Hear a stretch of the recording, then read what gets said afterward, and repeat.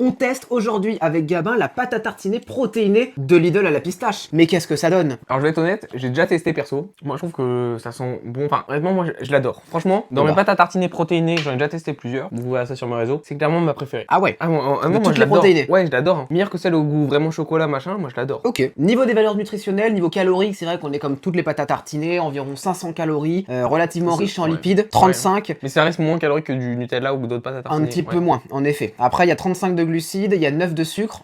Généralement, c'est du maltitol qu'ils utilisent pour édulcorer la chose. Et surtout, ce qui est impressionnant, c'est 25 grammes de protéines. Donc, on va voir si on sent ce goût protéiné et si c'est surtout très bon en goût, peu importe les protéines ou les ingrédients. Tiens, tac. C'est vrai qu'elle a une belle texture. Hein. Franchement, au niveau de la texture, c'est nickel. Si tu veux montrer un peu plus visuellement ce que ça donne. Tac. Franchement, et ça s'étale comme du petit beurre. Et du coup, aussi, le fait que ça soit vert, c'est sympa aussi. Du coup, ça change des autres. Carrément. Après, au niveau de l'odeur, bon, moi j'ai connu mieux quand même. Moi, je l'aime bien. Ça colle là par contre.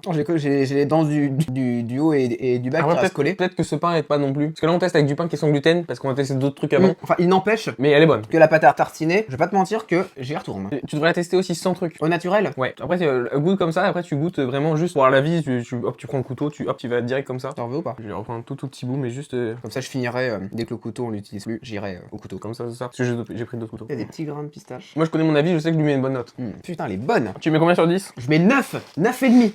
Je suis pas un fan de pistache. Hein. Moi, je lui mets 9,8. Wow. Elle est incroyable. Et c'est pas si cher, j'ai dû payer 3-4 euros le pot. C'est pas. Bon, après, c'est 3-4 euros si vous le dégommez en une journée, voilà. Mais c'est de la pistache. Le truc à la pistache, ça coûte plus cher aussi. Hein. Ouais. Dès qu'on est sur un truc à la pistache, ça coûte beaucoup plus cher que sur du cacao classique. Mettez-nous en commentaire si vous l'avez déjà goûté et votre avis. Je suis vraiment curieux. Allez, à plus. Salut!